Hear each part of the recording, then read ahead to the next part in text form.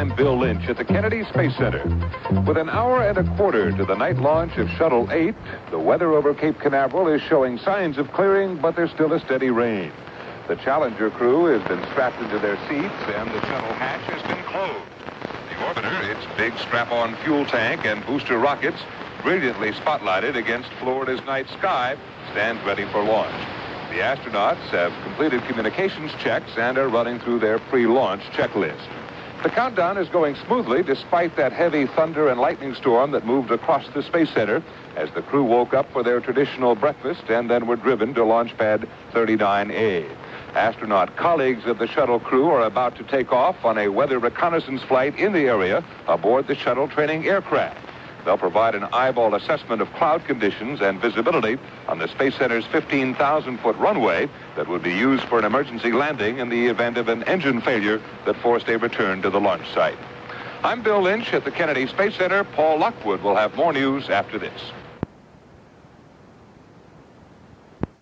This is Reid, CBS News at the Kennedy Space Center in Florida, where we are 45 minutes away from the scheduled launch of the Challenger, the 8th shuttle mission.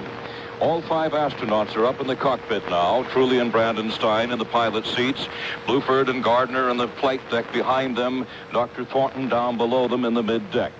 Truly and Brandon Stein have practiced night landings here at the Cape, at White Sands, New Mexico, and at Edwards in California. More than 250 practices, but this first nighttime launch and night return is a new wrinkle. Fellow astronaut Roy Bridges says they are comfortable with the concept. I would say what we're doing is taking another step along the road to making the shuttle fully operational, and that includes the capability to launch and land at night.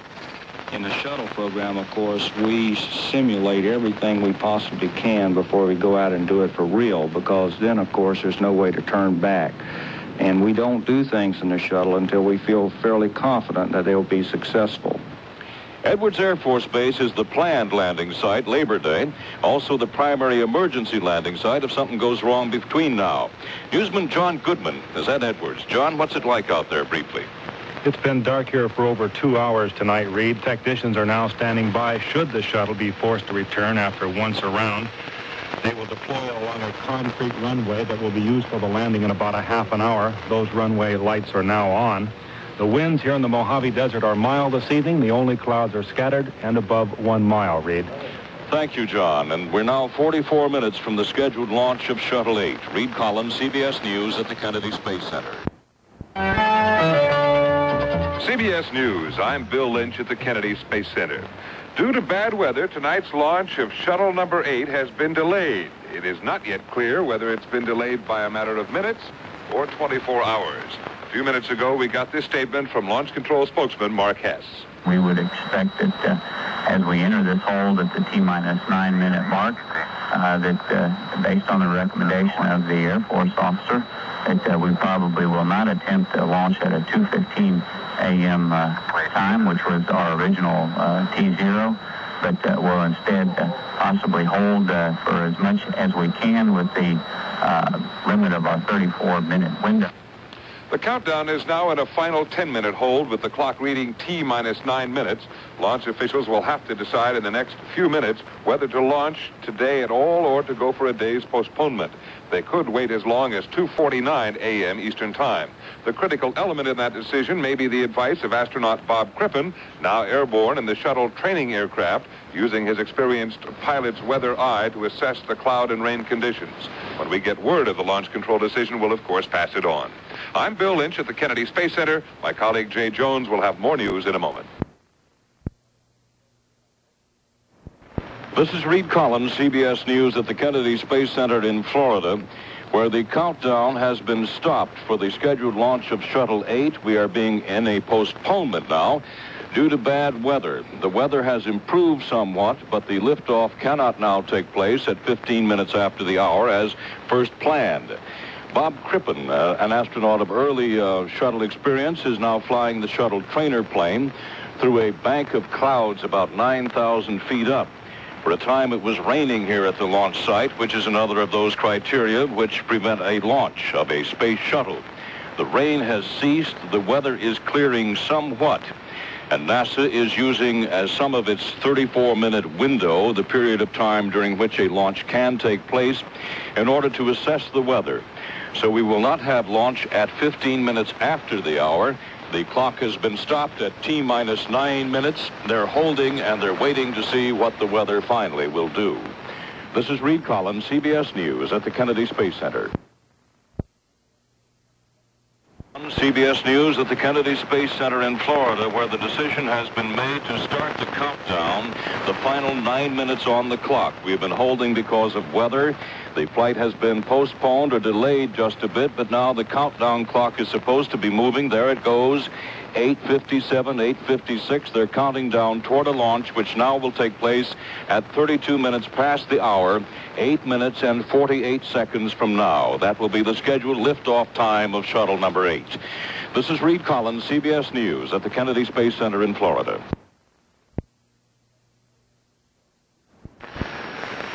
Shuttle 8, the night flight. This is Reid Collins, CBS News at the Kennedy Space Center in Florida, where we are less than 5 minutes away from the scheduled liftoff of shuttle number 8.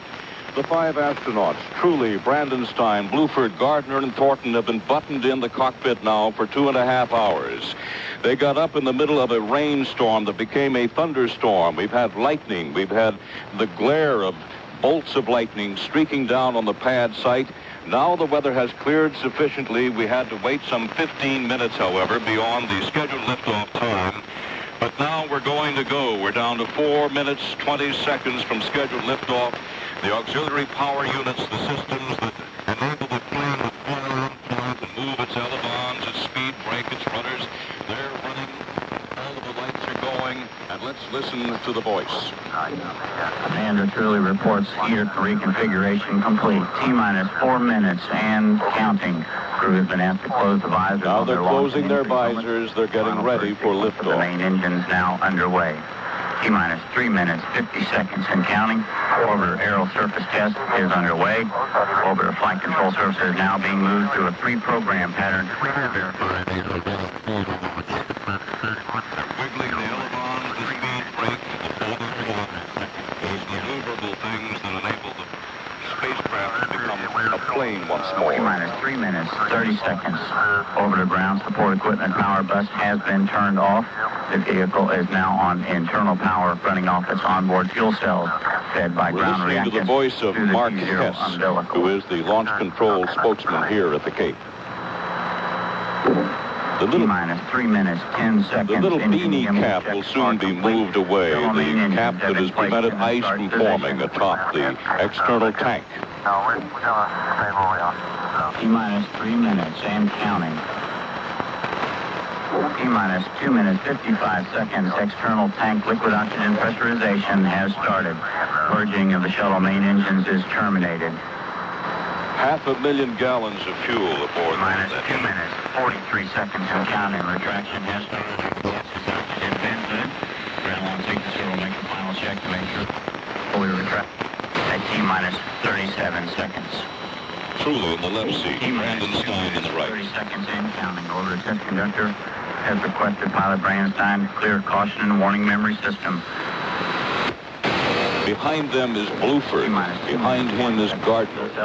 Down in the middeck is Dr. Thornton, at 54, the oldest American to be wafted into space. Bluford, as we know so well, the first American black man. Down to 2 minutes, still counting down. T-minus 2 minutes and counting. Coming up on liquid hydrogen pressurization. T-minus 1 minute, 57 seconds. Liquid hydrogen replenish has been terminated. LH2 pressurization of flight level underway. Vehicle now completely isolated from ground loading equipment. T-minus 1 minute, 43 seconds and counting. Less than 2 minutes away now from a spectacular pre-dawn liftoff of STS-8 and its 5-man crew. And as we view the site, we can see the searchlights that play upon the sides of the huge launch vehicle and the orange tank that supplies it with fuel. One of those Fritz Lang sort of movie scenes, one would think. 1 minute, 20 seconds and counting. T-minus 1 minute, 15 seconds. Liquid hydrogen tank now at flight pressure. Strange hush over the Cape. Tepid evening, 77 degrees, warm, humid, waiting. T-minus 1 minute and counting. Sound suppression water system now armed. Pre-liftoff water will be released at T-minus 16 seconds. T-minus 50 seconds and counting. Hydrogen burn igniters have been armed. T-minus 45 seconds and counting. Solid rocket booster development flight instrumentation recorders going to record mode. Main propulsion system, liquid oxygen, liquid hydrogen, outboard fill valves have been closed. T-minus 35 seconds and counting. T-minus 31. We have a go for auto sequence start. Challenger's forward and computer is now assuming primary control of critical vehicle functions from now through liftoff. T-minus 20 seconds and counting. SRB engine nozzle gimbal profile now underway. T-minus 11. We're down to 10, 9, 8, 7. We should have engine start now. We should see it, and we do. We have engine start, we have ignition, and we should have liftoff at this precise moment. And we have motion, and we have liftoff. And she has cleared the tower. I can tell only because all I can see is a bright flare, a flame. She's into the pitch program, into the roll program now. 17 seconds aloft. It is so bright that all we can see is the flame and the strange reflection off of all of the clouds here. It's a glow that stretches from the zenith down to the ground. She's illuminating herself, illuminating the Cape. Moonlight here. Suddenly people begin to appear. You can see people in the reflected glow as she approaches 42 seconds into the flight. The pitch program is completed. She's pitching over to 88 degrees. They've rolled around 120 degrees. Now they're on their backs.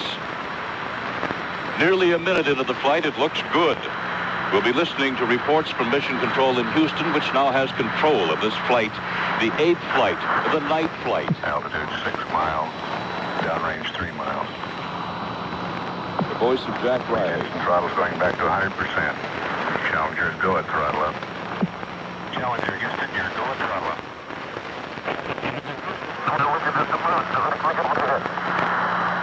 They can see the moon. They're above all the cloud decks now. A quarter moon up there. 1 minute, 30 seconds, velocity 3,700 feet per second, altitude 12.5 miles, downrange 9 miles. They're actually flying into daylight. In about 6 minutes, they should reach sunrise. 100%. Successfully through max Q, the maximum aerodynamic pressure system. They throttled back for that. Now they're up to 104% of power. Just a faint glow to the naked eye. Tremendous amount of cloud cover here. Standing by for solid rocket booster separation. Should have it now. The solids have done their work. It's complete. Roger. Confirm SRB separation. Guidance has confirmed, has converged. Your first stage performance was nominal. Well, Brian, you should have seen it from here. It was daylight almost all the way up. Well, I'll bet it was. Daylight in the cockpit. That's one thing they wanted to find out about, how bright it would be, the reflected light of those solids. They could get onto the car. You're now capable of a traffic landing aboard to the car Senegal on Africa's west coast if one main engine fails. Nothing has failed so far except the weather, which failed us just for a few moments there and caused the delay in the flight. Streaking along. Velocity 6,500 feet per second. Altitude is 40 miles. Downrange 68 miles. Up until 4 minutes and 5 seconds, it would be possible to get back here in the event of an early mission abort. Spencer Allen, our colleague, has an overview of the landing strip to which they would come if they had to. We've been atop the 520-foot high vehicle assembly building. But apparently we're unable to reach Spencer Allen now, so I guess we simply won't be able to hear any report from him. The next possibility, if you had a once-around abort, if you could get around the Earth and come back, and the primary landing site at the end of the mission on Labor Day morning is Edwards Air Force Base in California. Newsman John Goodman's been out there. John, what's the scene out there now? Despite the bad weather at the Cape, Reid, the weather is so clear across the Mojave Desert, lightning from a thunderstorm over the Colorado River some 300 miles away is easily seen. The lights along the runway that would be used for an emergency landing have been on for over an hour. Because of the glow from those lights, Challenger would not be visible until about 200 feet or just seconds from touchdown. The desert winds here are mild and warm. There are some scattered clouds at about 6,000 feet, and the temperature read is 79 degrees. That's the situation at the other end of the country where there's a landing field lighted. There's one at White Sands available also, and the landing strip here at Kennedy is lighted also. But they've gone beyond the range from which they could return here. Next stop would be Dakar, Senegal. There's no reason to even consider a stop, however, because everything's been going fine. Shuttle mission number 8, the night flight, is underway. And now this message. Many companies will fire a manager who is caught moonlighting. But according to a recent article in the Wall Street Journal, more executives are taking a second job anyway. Some call it a career strategy for survival. If information like this is important to you, have a pencil ready for an offer from the Journal that will help keep you informed of everything happening in business that could affect your future, your family's future, and your company's future. Other Journal articles revealed how growth without controls can be harmful for a small business, why U.S. automakers still trail the Japanese in their ability to make cheaper, better cars, and how you can save money at some supermarkets when you buy food in bulk. The Wall Street Journal is all the business news you need when you need it. Right now, you can still get 6 months of the Journal for $47. That's $47 for 6 months of the Journal, just 37 cents a day. So if you're serious about business, put the Wall Street Journal to work for you. Call toll-free in the continental U.S. 800-228-6600.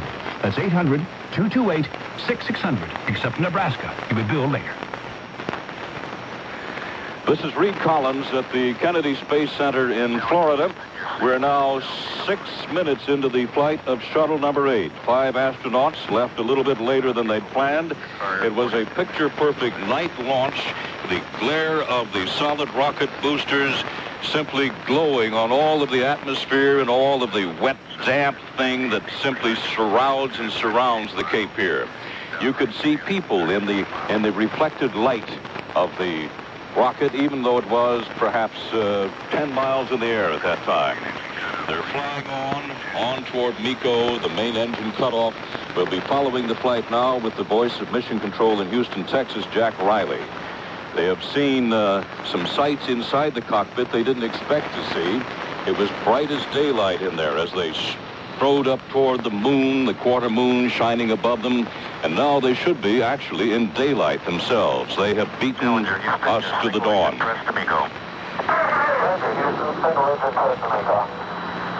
That call tells the crew to press on even if 2 main engines shut down early. 7 minutes, 5 seconds elapsed. Velocity 17,000 feet per second. Altitude's 58 nautical miles. Downrange 459 nautical miles. They'll be throttling back now to keep the 3G limit. They don't want to push themselves any farther. Engines still at 100%. In any second now, they should be throttling down just a little bit to maintain the limits. Dr. Thornton, at 54, the oldest American, perhaps the oldest of any person to go in space. Green taking a status check, getting a go from all controllers. 7 minutes, 45 seconds elapsed. Velocity 20,380 feet per second.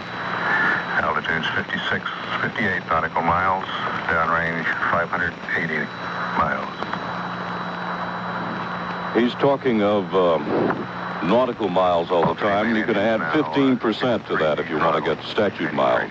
On the vehicle. We're following Houston and it's still looking good. We're still seeing the reflections on the phone. Roger. They have throttled down a bit. 23,000 feet per second velocity. Altitude's 58.5 miles. Downrange 681 miles. MECO, main engine cutoff, will occur at 8:48 or thereabouts, and they'll be about 855 miles from us by that time. Dr. Thornton's alone down there on the middeck. Roger, Miko. Miko was right on the second. Main engine cut off. Now they have to get rid of the big external tank. Do an ohms burn to get them a little bit higher. They'll do a second ohms burn to circularize their orbit at 184 statute miles. Officer Willis Bolt says main engine cutoff is nominal. Roger, tank.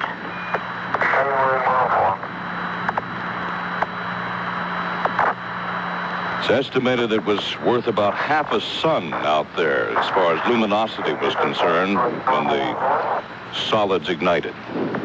Challenger, Houston, APU shut down on time. Ohms 1 will be nominal.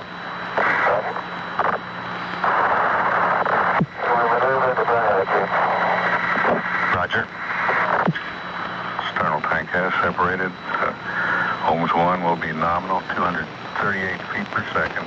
Burn time of 2 minutes, 25 seconds. Targeting for an orbit of 160 by 52 nautical miles with the ohms 1 burn.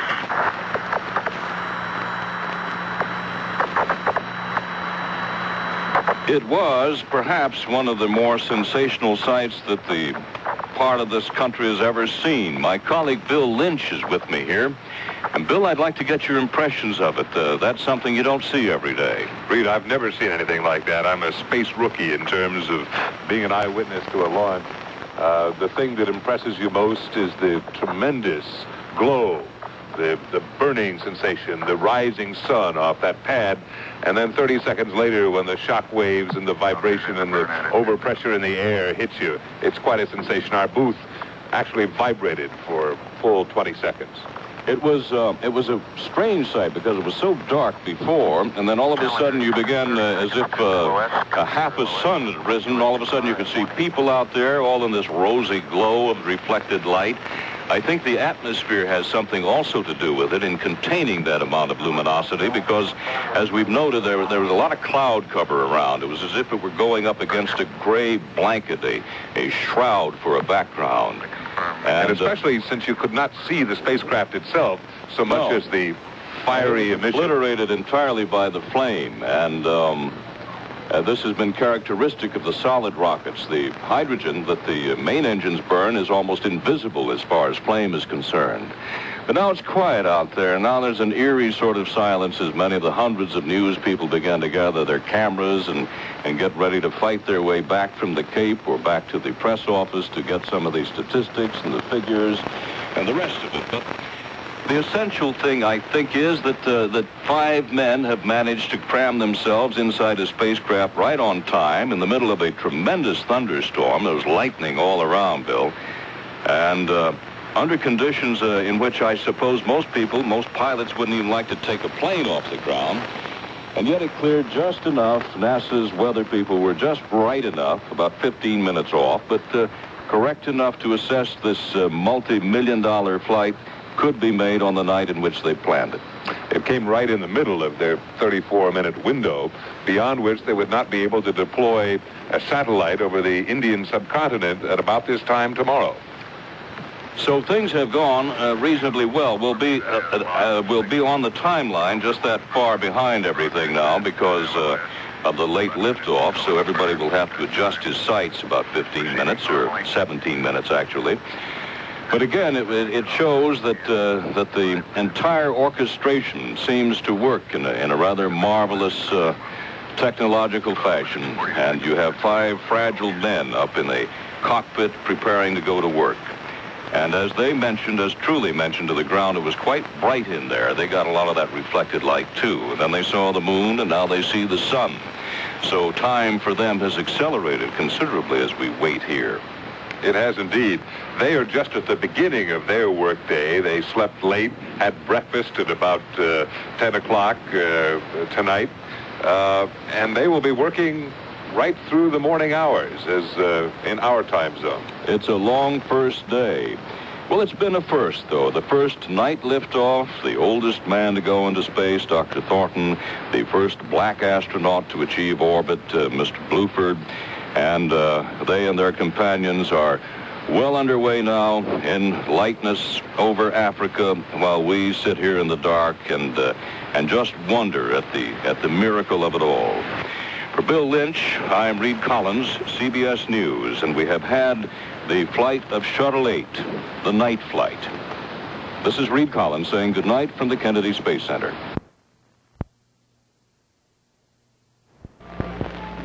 Via satellite, signed by McCluskey. Space Shuttle Challenger started its first nighttime launch on a huge column of fire early Tuesday Eastern Time. A liftoff from the Kennedy Space Center was exactly 17 minutes late. It was delayed from its 2:15 a.m. Eastern Time launch by bad weather at the Cape. Finally, after the delay, Mission Control's Brian O'Connor counted down. 5. We have engine start. 2, 1. 0. We have ignition and we have liftoff. Liftoff. 32 minutes after the hour, and the shuttle has cleared the tower.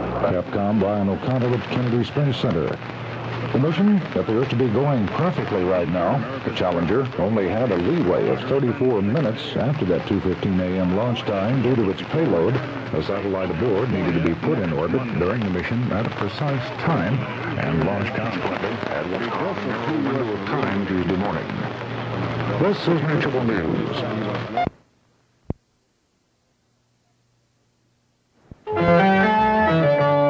CBS News, I'm Jay Jones.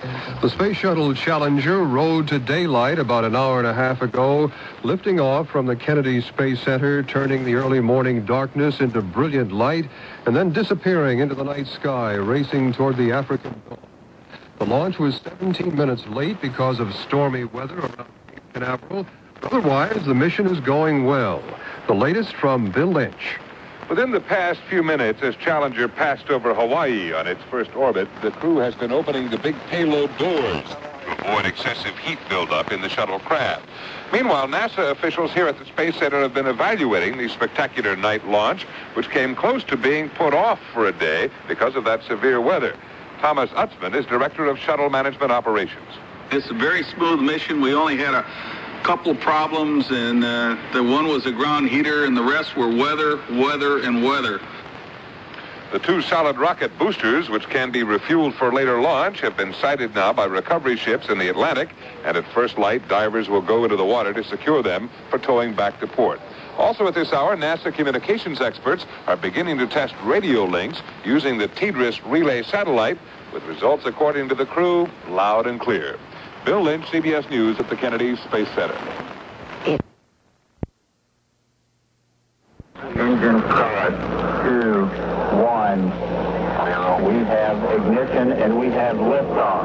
Liftoff. 32 minutes after the hour, and the shuttle has cleared the tower. The show started 17 minutes late because of the clouds over Cape Kennedy. But when it did start, it was all that NASA had promised. The shuttle's first pre-dawn launch, starting with an orange sizzle from the main engines, and then what looked like an atomic bomb, a comet shooting to its 160 nautical mile high orbit, lighting up the sky for nearly 400 miles, we're told. 2 orbital maneuvering burns sent Challenger into its orbit for the next 6 days. Then the big payload bay doors opened, exposing Challenger's antennas to the tracking satellite TDRS, which worked fine at first, but then malfunctioned. In Challenger, Houston, be advised we've lost the downlink. If you can hear me, we've still got the uplink. This first day in space will include looking at the glow on the shuttle's tail in orbit and a checkout of the big Canaveral. The day will end when most people on Earth are eating lunch. Live at the Johnson Space Center, Wayne Dolcefino, KTRH News.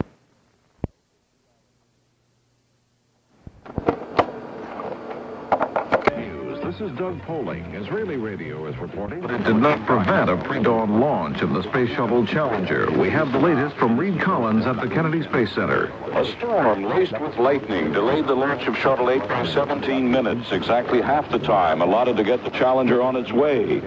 Launch officials were close to scrubbing the mission and waiting 24 hours, but gradually the rain let up and a quarter moon was visible riding over the Cape.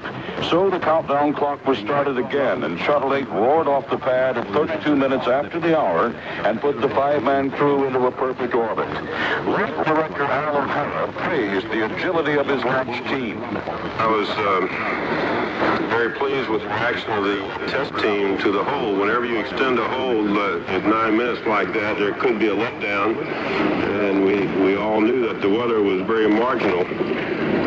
But the team, of course, they were on their toes, so we got to go ahead at that time and pass it on to the team, and they quickly picked up the count. And the first nighttime launch of the shuttle series was a roaring success. Reid Collins, CBS News at the Kennedy Space Center. Nature learned this morning you don't fool around with NASA. When rain pelted the Kennedy launch pad after midnight, mission controllers decided to wait it out, getting Challenger off the ground 17 minutes late, but still in plenty of time. The flight director, Jay Green, says so far everything's going great, all except the hydraulic system. The circulation pump and auxiliary power unit 2 isn't working. Nothing new, nothing probably serious.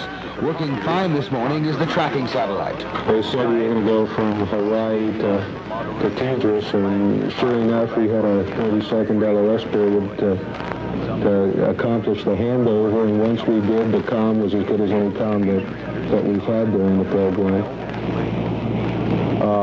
And that's really all there is to report on the ship. Everything is ops normal, crew is responding well, working well, vehicle seems to be in good shape. It's chow time on board Challenger. I'm Wayne Dolcefino, live at the Johnson Space Center.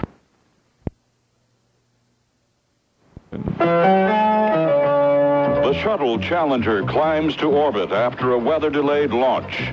Speculation grows that Began will stick to his resignation threat.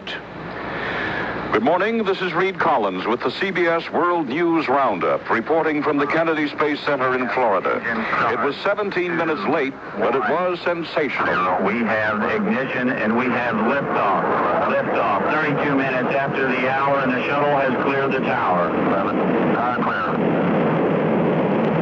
This first night launch turned night into day, and you could read a newspaper by the rocket's red glare as Challenger was hurled upward. In the cockpit, Mission Commander Richard Truly was surprised by the fiery ride. It looked like you were driving through a fog bank, except that there was an internal orange light source within the fog bank. In other words, you couldn't see anything because of the light, and that continued. Rough weather had forced a delay of 17 minutes in the liftoff, and launch director Al O'Hara said later he had nearly canceled it. The situation changed dramatically. We made a decision then to go down to the 9-minute hold, even though we were very pessimistic. We said, well, it's just a few more minutes, let's give it one more shot. But at the same time, we were getting ready for a scrub. Tomorrow, Shuttle 8 will launch a satellite for India. There will be subsequent strength tests of the space arm, experiments with human cells, and finally, at the end of it, a night landing, early Labor Day in California. This is Reid Collins at the Kennedy Space Center in Florida. Now more news and Doug Poling in New York. CBS News, this is Doug Poling. There's more from the first black American in space, who are now on a 184-mile orbit above the Earth. Guy Bluford and 4 other pilots were sent aloft in a flawless launch of the Space Shuttle Challenger from Cape Canaveral before dawn. It was a spectacular sight seen 400 miles away. But launch director Al O'Hara noted it was almost scrubbed by stormy weather that cleared just in time. We all knew that the weather was very marginal, but the team, of course, they were on their toes, and when we got the go-ahead to pick up from the mission management team, talking to Bob Crippen, who was flying the STA, we got to go ahead at that time and pass it on to the team, and they quickly picked up the count. So it was a very smooth operation. In fact, with the exception of the weather, it was probably the smoothest we've had. Challenger and the 5 astronauts are to come home next Monday. Police tested the robot arm. They've worked on their electrophoresis pharmacy lab experiments, and they've been checked out by their onboard doctor. Now it's not even noon here at home, but aboard the shuttle, a full day's work is nearly over. The talkative mission specialist Dale Gardner commenting that all's going real well, as he put it. Commander Richard Truly has been comparing this ride to his flight aboard the Columbia 2 years ago, noticing little things, similarities, and differences between the two spacecraft. There was a little Christmas tree of ice coming out of one of the vents just to the right side of the tail at the base of the tail on STS-2, and on the other other flights too, I think, and it's out there now. Communications at times have been scratchy this morning, although NASA says it has nothing to do with the newly inaugurated tracking and data relay satellite launched on Shuttle Flight 6. The long day that began with a slightly delayed launch at 1:32 this morning is finally coming to an end, the crew preparing to sack out a little over 2 hours from now. Live at the Johnson Space Center, Doug Miller, KTRH News. CBS News, this is Rob Armstrong. Space Shuttle Challenger's crew are to begin a sleep period in a few minutes. Despite some last-minute problems with the weather, the shuttle was blasted into space early this morning atop a pillar of flame that could be seen for hundreds of miles. Dale Gardner, a mission specialist, said the crew is having a ball. Yes, you saw that we're having a good time up here today. Looks like you guys are having a heck of a good time. Things are really going well so far, too. Yeah, Dale, everything looks real good down here, too. You're having a super mission. Tomorrow, the shuttle crew is to launch an Indian communications satellite that's expected to help unsnarl India's erratic telephone system. Astronauts, surprised by their fiery blast-off, must now try to catch some sleep.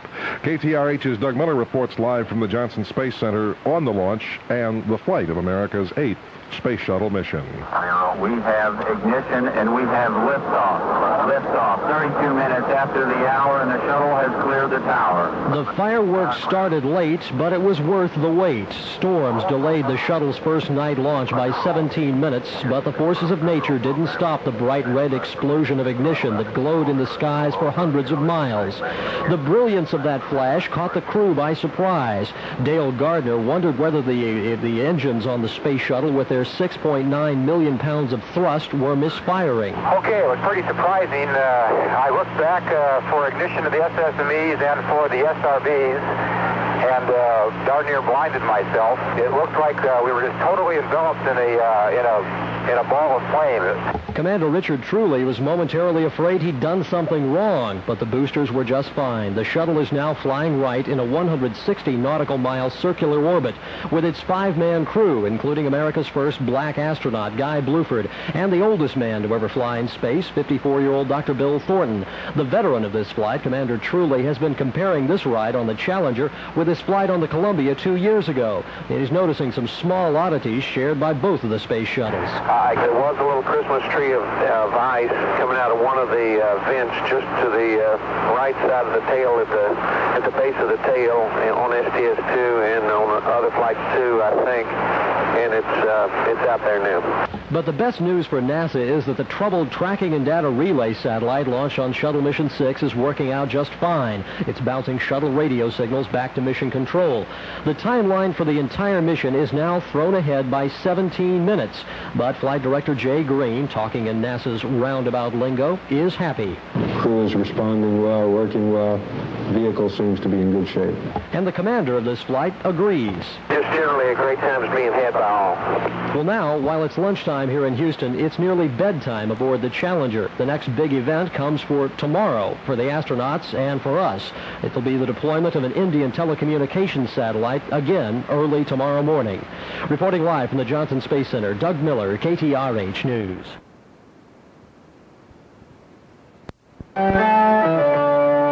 CBS News, Douglas Edwards, American. Challenger's astronauts adapted to a night owl sleep schedule here on Earth so that they would be ready for this night in space. The rigid laws of orbital mechanics dictate this awkward schedule so that the Challenger can deploy a telecommunications satellite into orbit over India. That's why the Challenger was launched in darkness. The brilliant red and white flash of liftoff was so impressive that Commander Richard Truly couldn't resist a final glowing remark before he went to sleep this afternoon. Well, I don't know what that launch looked like on the ground, but it was spectacular from the cockpit. It caught the attention of a few folks on the ground, too, Richard. Well, this morning's weather-delayed launch has thrown the entire flight schedule 17 minutes off of its timeline, so that deployment of that satellite is expected to come around 2:49 tomorrow morning. At the Johnson Space Center, Doug Miller, KTRH News.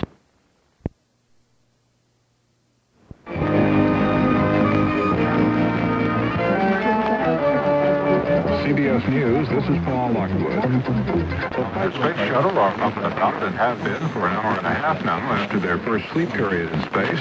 Highlighting the second day of the mission, the launch of a communication satellite from India. That's scheduled for about 4.5 hours from now.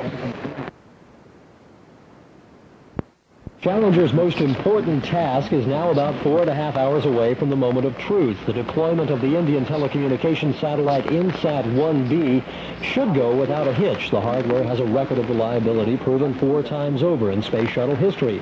They'll use what NASA calls a PAM, that's short for Payload Assist Module. It's a spring-loaded platform designed especially for kicking smaller satellites out of the shuttle's cargo bay. And although it is listed as a top priority of this space shuttle mission, Flight Director Hal Drawn sounds like he's not worried. It's a fairly straightforward procedure, it really is.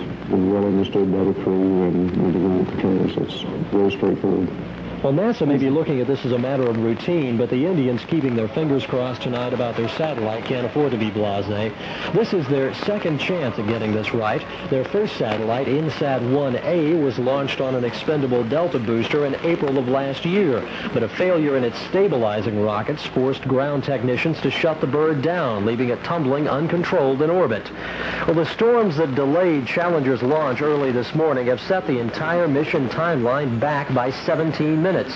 So that Indian satellite is now scheduled to be kicked out of the shuttle's cargo bay at 2:49 tomorrow morning. At the Johnson Space Center, Doug Miller, KTRH News. No new casualties. That was the wake-up call for Challenger's crew about 9:30 p.m. Eastern Time Tuesday night. The Georgia Tech fight song in honor of Dick Truly, a Georgia Tech alum. This exchange between Truly and Capcom Brian O'Connor in Houston followed. Good morning, Challenger. Good morning, what are you on? Got you loud and clear, how many? Roger, loud and clear, that's good. Roger that, and we've got you T-dress right now. We're standing by for about 45 minutes. Astronaut Dick Truly and Brian O'Connor at Mission Control. Wednesday, the Challenger will launch the Indian communication satellite, the big money-making chore on this mission. Via satellite, this is Mutual News. Challenger astronauts pushed the big Indian communication satellite out of the cargo doors in the last hour, then moved away from the bird. The next step is a firing of rockets on the satellite to move it into its proper position, 23,000 miles above the Earth.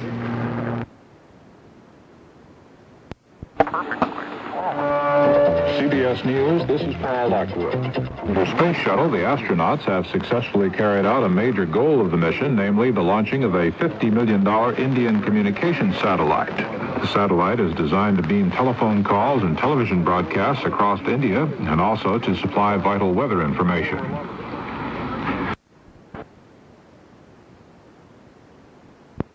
Your Commander Richard Truly gave Mission Control the good news about an hour ago, confirming the delivery of INSAT, the Indian communication satellite, into space. The spacecraft was alive and well when it left because at about 1 minute and 20 seconds I saw the automatic rotation control system come on and I saw a couple jets fire, so it was working good. Okay, that's good news. I guess that's the first time we've been able to see something like that. That's real good. Then Challenger fired its big orbital maneuvering system engines for 6 seconds, adjusting its orbit as INSAT spun away, starting a trip that will eventually send it 23,000 miles from Earth, from where it will provide TV, phone, and weather information for millions of people in India.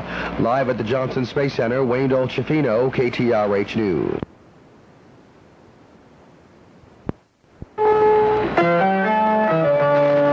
CBS News, this is Charles Osgood. Challenger now on its second day in space. A few hours ago, it was mission accomplished as the Challenger placed a multi-purpose Indian satellite in orbit around the Earth. Astronaut Guy Bluford told Houston Control how it went. Houston, we're happy to let you know that INSAT was deployed on time with no anomalies and the satellite looked good. Well, that's excellent. Good show. You guys have maintained the shuttle's perfect record. It was the 6th satellite launched successfully in the shuttle series. That's 6 for 6 so far. Shuttle mission, and the astronauts and mission specialists have already completed an important goal. KTRH Wayne Dolcifino is just out of a press briefing at the Johnson Space Center and has this live updates. The shuttle's record is perfect. Shortly before 3, mission specialist Guy Bluford and Dale Gardner are starting up the Indian communications satellite INSAT, watching it spin out of the cargo bay. Because at about a minute and 20 seconds, I saw the automatic rotation control system come on, and I saw a couple jets fire, so it was working good. At this morning's briefing, Randy Stone, the flight director, says the shuttle Challenger is working like a dream, and the crew is feeling good. The TV that we had down during the night, TV's prior to deployment, everybody looked very good and was working very well. Like I said, we've been ahead of schedule on nearly everything that was planned today, so I believe the crew is operating at a high efficiency. The tracking satellite has for the most part been working fine too, although communications interrupted for a while this morning, apparently because of a computer failure on the ground. Wayne Dolcifino, KTRH News, live at the Johnson Space Center.